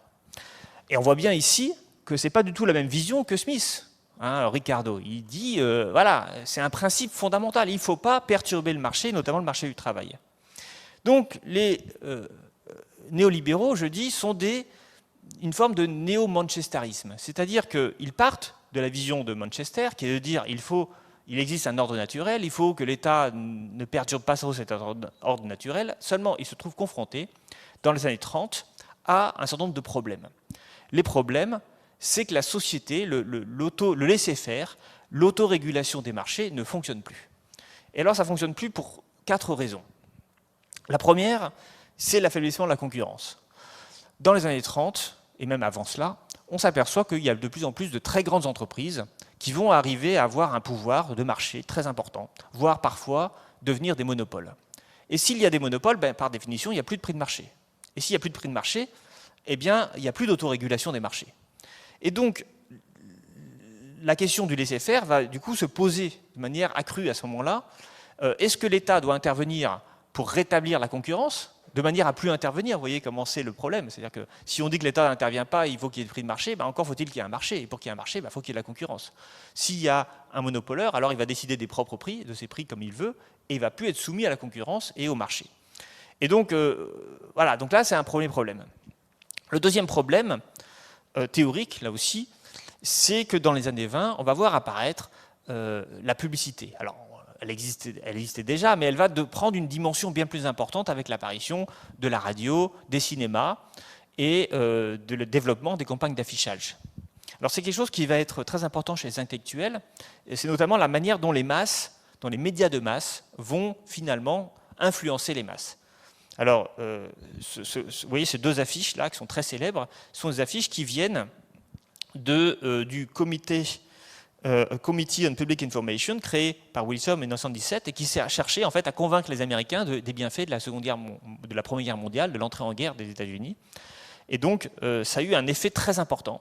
Et beaucoup d'intellectuels se sont dit, mais enfin, c'est un peu un problème, parce que si on peut manipuler les masses comme ça et faire la publicité de manière aussi forte, alors on va avantager les grandes entreprises qui ont les moyens de faire des campagnes de publicité, et le principe de marché autorégulateur va être faussé, parce que la demande ne va plus être autonome, elle va être influencée par l'offre et par le pouvoir des entreprises. Autre problème, à l'époque, dans les années 30, c'est la fin de l'étalon or et les désordres monétaires. Alors ça aussi, ça va poser un vrai problème, parce que pendant tout le XIXe siècle, le libéralisme manchestérien, il était fondé sur la non-intervention de l'État dans la monnaie. Et l'État n'avait pas à intervenir dans la monnaie, puisque la monnaie était indexée sur l'or et l'argent, les métaux précieux. Et donc ça veut dire qu'elle était extérieure à toute intervention de l'État. Le problème, c'est qu'après la Première Guerre mondiale, les stocks d'or et d'argent sont plus du tout également répartis dans les pays. Et il y a des pays comme l'Allemagne qui n'ont plus d'or, en fait. Ils doivent d'ailleurs rendre de l'or du fait des réparations de guerre. Et donc, l'Allemagne va chercher à créer une monnaie, mais sans avoir des réserves en or. Et ça va entraîner une hyperinflation des années 21 et de 1921 à 1923. Et puis par ailleurs, il va y avoir des pays comme la France qui vont avoir trop d'or. Et donc ils vont chercher à stériliser l'or, c'est-à-dire à le démonétiser, à ne plus utiliser une partie de l'or qu'elle possède en guise de métaux précieux pour éviter, en guise de monnaie, pardon, pour éviter qu'il y ait trop de monnaie et trop d'inflation. Et donc tout ce mécanisme du XIXe siècle, fondé sur la monnaie étalon or, fondé sur les métaux précieux, eh bien, ne peut plus fonctionner après la Première Guerre mondiale. Et donc ça veut dire quoi? Ça veut dire qu'il faut que l'État intervienne dans la monnaie. Et ça, c'est contraire au principe du laisser-faire. Donc comment faire? Et puis enfin, le libéralisme est attaqué par des modèles concurrents. Et dans les années 30, eh bien, on a deux modèles concurrents, le communisme, le socialisme plus précisément de l'Union soviétique, depuis 1917, et puis le fascisme de Mussolini, et puis qui va se propager ensuite en Allemagne, puis en Espagne, etc. Et donc, ces modèles concurrents, eh bien, c'est eux qui ont le vent en poupe à l'époque, et le libéralisme, qui est totalement discrédité, alors je ne l'ai pas dit aussi, mais discrédité à cause du chômage et à cause de la crise des années 30, qui montre aussi que l'autorégulation et le laisser-faire, ça ne fonctionne pas toujours concrètement. Et donc ces néolibéraux, ils vont chercher à trouver une solution à ces désordres dans le libéralisme, et donc ils vont inventer un nouveau libéralisme. Et ce nouveau libéralisme, il va être inventé au moment du colloque Lippmann en 1938. Et c'est en 1938 qu'on va voir émerger le terme même de néolibéralisme. Alors, ce colloque, eh bien, comme il s'intitule Lippmann, il est en fait l'occasion d'inviter un intellectuel américain qui s'appelle Walter Lippmann, qui a publié l'année précédente un livre en anglais, The Good Society, traduit en 1938, donc La Cité libre. Et c'est un ouvrage assez imposant qui vise justement à remettre en cause le principe du libéralisme manchestérien. Le cœur du propos de Lippmann, c'est à la fois de sauver le libéralisme et de dire que le libéralisme ne veut plus se contenter de laisser faire. Et il y a, oui, là aussi une citation que malheureusement je n'ai pas le temps de lire, mais qui dit, vous voyez, elle commence la première phrase, et qui dit que les intellectuels libéraux se sont fourvoyés. Ils se sont fourvoyés en s'occupant du problème du laisser-faire. Ces derniers libéraux ont gaspillé le temps de la science sur un problème faux. C'est une chose qui arrive assez souvent. Cela ressemble aux efforts persistants des astronomes pour expliquer les mouvements du système solaire en considérant la Terre comme dans son centre immuable. La science astronomique n'a pu faire de progrès que tant qu'elle ne s'est pas rendue compte que la Terre n'était pas le centre fixe du système solaire. Autrement dit, les progrès du libéralisme ont été arrêtés parce qu'on s'est buté sur la question du laisser-faire en disant il ne faut surtout pas que l'État intervienne. Et Lippmann va dire non, il faut que l'État intervienne. Mais il faut que l'État intervienne d'une bonne façon. C'est-à-dire d'une façon qui soit compatible avec l'esprit du libéralisme et non pas avec la lettre qui serait de dire il ne faut surtout pas intervenir. Donc, ce colloque Lippmann, il va réunir tout un ensemble d'intellectuels qui vont devenir très influents dans le monde après-guerre. On va retrouver ici Hayek, on va retrouver Ludwig von Mises, qui sont des économistes autrichiens. On va retrouver le français Jacques Rueff, on va retrouver l'allemand Wilhelm Röpke et Alexandre Rousseff, on va retrouver Raymond Aron, on va retrouver Walter Lippmann, etc. Alors ces penseurs, ils vont avoir une très forte influence et ils vont, pendant les 3 jours du colloque, eh bien, chercher à trouver une manière de redéfinir le libéralisme. Alors, ils n'étaient pas tous d'accord entre eux, mais ils sont d'accord sur une chose. Le laisser-faire ne peut plus fonctionner, vu les désordres économiques et sociaux que connaissent les pays européens. Et donc, il ne faut pas faire de laisser-faire, que faut-il faire? Alors, c'est là qu'on va retrouver une image qui va être beaucoup utilisée par ces auteurs du colloque Lippmann, qui est l'image du code de la route. Il dit, le laisser-faire, c'est laisser les voitures circuler comme elles veulent, et dans ce cas-là, on aura des embouteillages, on va avoir des accidents. Le planisme, donc l'Union soviétique ou, dans l'esprit, le régime fasciste, c'est de dire à chaque voiture à quelle heure il faut qu'elle parte, à quelle heure quel itinéraire il faut qu'elle prenne et quand est-ce qu'elle doit arriver. Donc là, il n'y a plus aucune liberté. Et eux, ils disent, le néolibéralisme, c'est quoi? C'est le principe d'avoir un code de la route où chacun est libre de prendre sa voiture comme il le souhaite, de circuler comme il veut, mais en obéissant à certaines règles. Et tous les deux disent, enfin tous les auteurs de ce colloque, notamment Louis Rougier, le philosophe qui a procédé aux invitations, sont d'accord pour dire que ce néolibéralisme, c'est finalement la réponse au fascisme et au communisme, au socialisme, qui sont pour eux les deux faces d'une même médaille. Hein, ça va être le discours qu'ils vont beaucoup tenir. C'est-à-dire qu'en fait, ils ne croient plus tous les deux au libéralisme, et donc ils vont tous les deux, ces deux systèmes, vont vers des régimes totalitaires de l'absence de liberté. C'est d'ailleurs cette thèse que va développer Friedrich Hayek dans son livre de 1944, La route de la servitude, qui dit l'Angleterre, regardez, avec le plan Beveridge, donc création du système de santé national, hein, le NHS, et puis une forme d'État social, nous dit Hayek, en faisant ça, elle va vers le totalitarisme. Voilà, c'était vraiment l'idée qu'ils avaient, et on va retrouver cette idée chez tous les néolibéraux, que si on commence à sortir du rôle de l'État tel qu'il les préconise, si on commence à faire un État social, on va droit vers le totalitarisme. Donc ça, c'était pour le code de la route. Alors, les principes du néolibéralisme, excusez-moi, je vois l'heure tourner, il va falloir que j'arrête dans 5 minutes, mais je vais vous les donner quand même. Alors, le colloque Lippmann s'achève sur un agenda qu'on appelle l'agenda du libéralisme. Alors, ça veut dire programme, hein, c'est le terme agenda au sens anglo-saxon du terme, et pas au sens français. Et j'ai envie de dire que tout se résume au premier principe. Bon, il y a d'autres choses, mais je vais surtout me concentrer sur ce principe-là. Le libéralisme économique admet comme postulat fondamental que seul le mécanisme des prix, fonctionnement sur des marchés libres, permet d'obtenir une organisation de la production susceptible de faire le meilleur usage des moyens de production et de conduire à la satisfaction maximale des désirs des hommes, tels que ceux-ci les éprouvent réellement, et non tels qu'une autorité centrale prétend les établir en leur nom. Donc ça, c'est vraiment le principe fondamental de ces auteurs-là. Donc ils disent, alors ensuite on verra, enfin je ne vais pas voir les autres parce que je n'ai pas le temps, mais ils vont expliquer ce que l'État doit faire. Hein. Mais l'objectif qu'ils ont, c'est bien de créer un système de prix libre. Et ce système de prix libre, ce qu'ils vont dire après, c'est qu'il repose sur une intervention de l'État, mais une intervention de l'État qui se limite à instaurer le cadre dans lequel on va véritablement avoir des prix de marché, des prix fondés sur la concurrence et sur le marché. Et donc, à la fin de ce colloque, ils vont chercher à construire une association internationale de promotion du libéralisme. Malheureusement, l'année d'après, la guerre éclate. Cette association ne va pas continuer ses travaux, mais on va la retrouver dans la Société de Montpellerin que va créer Hayek, avec d'autres d'ailleurs. Et au sein de la Société de Montpellerin, on va trouver 3 grandes écoles du néolibéralisme. L'école autrichienne de Friedrich Hayek, l'école américaine de Milton Friedman et l'école ordolibérale de Eucken et Röpke. Et voilà, donc je vais terminer, vous voyez, j'en suis à la dernière diapo. Je vais vous présenter maintenant voilà, les conclusions que je retire de ce qu'est le néolibéralisme.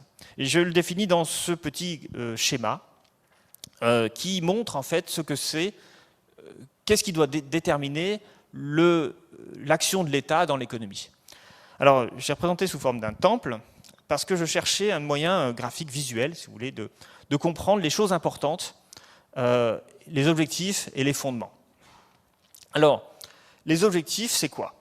On l'a vu tout à l'heure, c'était dit explicitement lors du colloque Lippmann, c'est arriver sur un système de prix de marché en concurrence. C'est-à-dire que c'est ça l'objectif. Alors, c'est pour ça que je parle de néo-manchesterisme, parce que c'est le même objectif que les manchestériens. Alors, ils veulent une société organisée autour de prix de marché. Pourquoi c'est si important les prix de marché? Parce que c'est des prix qui émanent des gens, c'est-à-dire qui sont le produit des rapports de force dans la société entre l'offre et la demande. Mais c'est aussi très important d'avoir des prix de marché parce que les prix vont déterminer les comportements qu'on va avoir après. C'est-à-dire qu'en fait, les prix sont à la fois le produit des interactions sociales et en même temps, ils vont générer de nouvelles interactions sociales. Le principe, c'est simple. C'est simple. Quand vous avez un prix qui augmente, par exemple le prix de l'essence aujourd'hui, eh bien, les gens vont chercher à moins prendre leur voiture et à plus prendre les transports en commun. Et donc, l'idée derrière, c'est que si on a des prix de marché qui sont pertinents, alors les comportements qu'ils vont engendrer seront également pertinents. Le problème, c'est que les prix de marché n'arrivent pas spontanément sans intervention de l'État. C'est-à-dire que ce que les néolibéraux ont compris, c'est que si on laissait l'État faire, si l'État laissait faire les marchés sans intervenir, eh bien on aurait des marchés en monopole, et les marchés en monopole, c'est plus des prix de marché, c'est des prix de monopole. On aurait donc la disparition de la concurrence. On aurait des contestations sociales, parce que les prix pourraient être trop injustes pour certaines catégories de la population. On aurait tout un ensemble de problèmes que j'ai décrits tout à l'heure. Donc il faut une intervention de l'État. Et cette intervention de l'État, elle repose sur ces 4 piliers. Premier pilier ici, le libre-échange. Il faut organiser le libre-échange, parce que, nous dit Mises, c'est le meilleur vaccin contre les monopoles. Généralement, nous dit Mises, un monopole, il est monopole uniquement dans l'État, dans le pays dans lequel il est. Si on ouvre les frontières, alors il ne sera plus en monopole. Il pourra être concurrencé par d'autres entreprises extérieures. Donc le libre-échange, c'est un fondement important du néolibéralisme. Ça agrandit la taille du marché et ça évite ses dysfonctionnements. Autre pilier, je vais prendre l'autre pilier extérieur, la stabilité des prix. On a vu que quand on n'est plus dans un régime d'étalon or, eh bien c'est à l'État de prendre en charge la stabilité des prix. Et donc il va falloir mener une politique monétaire qui permette au prix d'être stable, c'est-à-dire qui évite l'accroissement trop important de la masse monétaire. Parce qu'ils ont une vision monétariste, ça aussi c'est encore un autre souci. Donc il faut une banque centrale indépendante, ou alors qui augmente la masse monétaire selon un principe défini d'avance, et il faut surtout éviter que l'État vienne perturber les mécanismes de création monétaire, puisque cela peut engendrer une instabilité des prix. Enfin, l'État doit intervenir dans la concurrence pour la maintenir, parce que la concurrence, ce n'est pas quelque chose qui arrive spontanément, et donc il faut des autorités de la concurrence. Et puis, l'État doit maintenir un certain ordre social. Alors c'est là qu'on va retrouver l'économie sociale de marché. Et tous les auteurs néolibéraux s'intéressent à la question sociale. Mais ils disent la chose suivante. Il faut s'intéresser au social, mais il ne faut pas perturber le marché. Comment on fait? Alors, par exemple, il faut éviter des systèmes centralisés de santé publique, par exemple. La santé, c'est important, il faut que les gens puissent être en bonne santé. Mais il ne faut pas que l'État paye pour eux. Qu'est-ce qu'il faudrait faire? Il faut que l'État donne de l'argent minimum aux gens, et avec ça, ils vont acheter leurs services de santé, par exemple. Donc l'idée, c'est quelque part que l'État soit là pour distribuer des allocations et de l'argent pour les gens les plus pauvres, pour qu'ils puissent vivre, pour que le système soit acceptable. Mais il ne faut pas qu'il crée des services non marchands, il ne faut pas qu'il perturbe tout un ensemble de services privés. Et donc on va retrouver derrière l'idée néolibérale de l'ordre social l'idée d'allocation monétaire et non pas de services publics. Vous voyez ? L'État, est-ce qu'il doit proposer des services publics, donc perturber le marché, sortir du marché tout un ensemble d'activités économiques, ou est-ce qu'il doit donner de l'argent pour que les gens achètent eux-mêmes sur le marché les services qu'ils souhaitent? Et enfin, dernier élément, je n'ai pas pu en parler tellement, mais c'est un élément très important, c'est l'État de droit. C'est-à-dire qu'un État doit être géré de manière démocratique et doit respecter l'absence d'intervention discrétionnaire. Il ne faut pas perturber le marché, donc il ne faut pas que comment dire, par exemple, si on fait une fiscalité, il faut forcément qu'il y ait la fiscalité, il faut éviter des impôts progressifs, parce qu'ils vont taxer plus certaines personnes que d'autres. Il faut des impôts proportionnels, par exemple. Et donc tout ce qui perturbe l'état du marché, finalement, sera mauvais. Et c'est pour cette raison aussi qu'il faut un équilibre budgétaire, parce que l'équilibre budgétaire va perturber les marchés financiers. Parce que ça veut dire qu'il va y avoir beaucoup d'argent qui viennent financer l'État. Donc il faut que l'État soit en équilibre pour éviter qu'il assèche le secteur privé. Et puis un État de droit, c'est-à-dire dans lequel on garantisse la propriété, la sécurité. La hiérarchie des normes, ça veut dire la Constitution d'abord, et puis ensuite les lois, ensuite les décrets. Voilà, c'est comme ça que doit fonctionner un État moderne. Voilà, je termine donc sur ce schéma. J'avais une citation de Milton Friedman qui dit exactement ce que je viens de vous dire. Il ne parle pas du libre-échange, mais il dit, voilà, le néolibéralisme, c'est quoi? C'est un État dans lequel on établit des conditions favorables à la concurrence, on empêche les monopoles, on fournirait un cadre monétaire stable, on soulagerait la misère et la détresse aiguë. Voilà, on a les 3 piliers que je viens de dire. Il nous manque juste le pilier libre-échange, mais je vous rassure, il voulait inscrire le libre-échange dans la Constitution. Voilà, donc excusez-moi, il est tard, il est 16h déjà, mais on peut prendre peut-être 5 minutes de questions. Merci. J'aurais une question. Dans les trois écoles néolibéralistes, d'après ce que j'ai compris, il y a une place pour l'État. Et pour l'État-providence, or je pensais que les monétaristes n'étaient pas pour l'État-providence. Est-ce que vous pouvez me répondre? Oui. Alors l'État-providence, ça veut dire plein de choses, mais on ne sait pas trop ce que ça veut dire. Ça dépend quel État. Tous, y compris Hayek, y compris Friedman, je viens de vous citer Friedman, sont pour le fait que l'État soulage la misère. Mais par exemple, Friedman va dire la chose suivante. Plutôt que de faire des programmes sociaux, par exemple des logements sociaux, à coût plus faible pour les plus pauvres, ou des programmes d'éducation spécifiques, enfin, tout un ensemble de services qu'on va donner aux plus pauvres, eh bien, donnons-leur de l'argent. Et il dit que ça coûtera moins cher de donner aux gens de l'argent. Avec cet argent, ils vont acheter des services privés. Donc, plutôt que de construire des logements sociaux, donnons des allocations pour que les gens puissent se loger. Voilà, ça, c'est typiquement le raisonnement qu'ils ont tous. Alors, Friedman allait plus loin, il disait l'éducation publique, il ne faut pas que ça soit public, il faut un système d'éducation privé, et il proposait que l'État fournisse des chèques éducation. Donc, les gens, ils reçoivent un chèque tous les ans, et puis avec ça, les familles, et puis avec ça, ils vont choisir de mettre leurs enfants dans telle ou telle école en payant les frais de tout, enfin tous les frais. Mais ils sont financés, ces frais sont financés par l'État. Donc ils ne sont pas contre l'intervention de l'État, ils ne sont pas contre forcément l'État-providence, ça dépend de ce qu'on veut dire derrière, c'est-à-dire qu'ils sont pour un État qui redistribue de l'argent, mais ils sont contre un État qui va donner des services publics non marchands.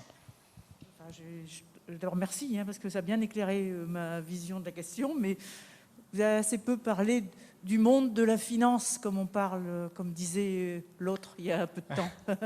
Mon ennemi, c'est le monde de la finance. Pour moi, j'ai une petite tendance à mettre le néolibéralisme avec les gens qui ne veulent faire que des actions, des obligations, de la rentabilité, etc. Et ça, bon, ça se devine sans doute à travers tout ce que vous avez dit, mais alors, est-ce que vous pouvez préciser peut-être un peu oui, c'est une très bonne question, parce que l'un des enjeux des politiques néolibérales dans les années 80, en fait, comme je l'ai dit, l'objectif, c'est d'organiser une société de marché. Donc on verra la semaine prochaine les conséquences. Mais malheureusement, la semaine prochaine, je ne pourrai pas parler de la finance. Donc j'en parle maintenant pour vous répondre. La finance a toujours été très régulée, très réglementée, et notamment le pouvoir des banques, et notamment depuis la crise des années 30. Il y a eu tout un ensemble de lois qui ont à la fois fermé des pays avec le contrôle d'échange vis-à-vis du reste du monde, réorganisé et réglementé les banques. Et donc les néolibéraux, eux, ils sont pour l'absence de ce type d'intervention. Ils sont pour le fait que le marché fonctionne selon des principes de prix de marché dérégulés. Et donc, ils vont mettre l'accent en grande partie sur la finance parce que c'était le secteur de l'activité économique le plus réglementé. Donc c'est pour cette raison qu'il y a eu un énorme basculement dans la finance qui a commencé au début des années 80 et qui s'est terminé en fait au milieu des années 90, voire à la fin des années 90. Il y a eu vraiment une déréglementation de la finance qui a été très très longue et très poussée dans les pays occidentaux. Et ensuite, il y a une petite re-régulation après la crise 2008 par ailleurs. Et donc, voilà, donc le cœur du propos néolibéral, c'est toujours de dire toute intervention de l'État qui fausse le marché est une mauvaise intervention. Et donc, tous les règlements étaient des mauvais règlements. Mais il n'y a pas que ça. Par exemple, l'agriculture a aussi beaucoup été déréglementée dans les années 90 sur le même principe. Parce que la PAC, c'était des prix garantis. Et donc ça, les prix garantis, c'est contraire au premier principe des néolibéraux. Donc qu'est-ce qu'on a fait ? On a fait des prix de marché dans l'agriculture. Et ça a aussi des conséquences importantes. J'ai fait une conférence ici, d'ailleurs, sur l'agriculture, qui a été filmée et que vous pouvez revoir en vidéo si ça vous intéresse. La théorie là, des néolibéraux consistant à ce que l'État intervienne via des subventions de tout ordre, dans le domaine santé, social, etc., c'est de l'idéologie, parce qu'en fait, ce n'est pas démontré dans les faits que ça coûte moins cher, globalement, que quand l'État prend en charge, par exemple, l'éducation ou la santé. Bien sûr. Les faits prouvent l'inverse. Quand on peut faire des comparaisons. Donc, c'est une idéologie, mais on ne la remet pas en cause par les faits, cette idéologie. Alors oui, c'est une idéologie, le néolibéralisme. Alors j'ai dit que c'est une doctrine. Je n'ai pas employé le terme idéologie parce que ça peut faire débat aussi, parce que comme ils ne sont pas tous d'accord sur tout, bon, je n'ai pas beaucoup accentué les différences, j'ai tout montré leurs points communs, et puis que ce n'est pas forcément global, mais encore que ça peut l'être. Bref, je n'ai pas voulu rentrer dans le débat. Est-ce que c'est une idéologie ou non ? Mais par contre, oui, il y a des principes. Et ces principes, alors bien sûr, il y a un côté efficacité. Alors, les néolibéraux pensent que l'absence d'intervention de l'État c'est plus efficace, que le marché, généralement, sera plus efficace que l'intervention de l'État. Mais ce n'est pas uniquement pour des raisons d'efficacité. C'est-à-dire qu'il y a aussi un point de vue politique. Ils pensent que l'objectif doit être aussi d'éviter les États totalitaires. Et je l'ai dit un peu tout à l'heure, un peu rapidement, mais Hayek, il est persuadé que lorsque on a une économie qui commence à être contrôlée par l'État, eh bien, on va aller vers la dictature. Et de la même façon, Friedman, d'ailleurs, qui est allé en Chine dans les années 80 et qui a soutenu les réformes chinoises, il était persuadé qu'avec le développement des marchés libres en Chine, eh bien, on allait avoir la démocratie. Donc, tous ces néolibéraux pensent que le marché est au cœur de la démocratie. Et c'est pour ça que je parle de société de marché. Et ça, c'est un point de vue qui n'est pas un point de vue d'efficacité, c'est un point de vue vraiment de conviction et de valeur. Mais quand on pense ça, quand on pense la liberté du marché, on ne pense plus la liberté des individus et l'émancipation des individus. Parce qu'en réalité, c'est un peu ça que j'aurais dû dire en conclusion, parce que je vous ai parlé beaucoup de libéralisme classique trop, j'aurais dû couper cette partie un peu. Mais le libéralisme classique, il veut émanciper l'individu. Le néolibéralisme, il veut émanciper les marchés. Vous voyez, c'est pas tout à fait la même vision des choses. Oui, je voudrais savoir, qu'est-ce que vous pensez de la concurrence dans le monde numérique ? Je crois qu'elle n'existe pas beaucoup. Hein. Ah, alors là, mais c'était une grande question. Je suis en train de travailler dessus, si vous voulez tout savoir. Je suis en train d'écrire un article sur les GAFAM, parce que les GAFAM, j'ai failli dire un mot là-dessus. Les GAFAM, c'est pas du tout... Alors GAFAM, Google, Amazon, Microsoft, Apple et voilà, et je sais plus quoi, et Facebook, voilà, Meta, oui.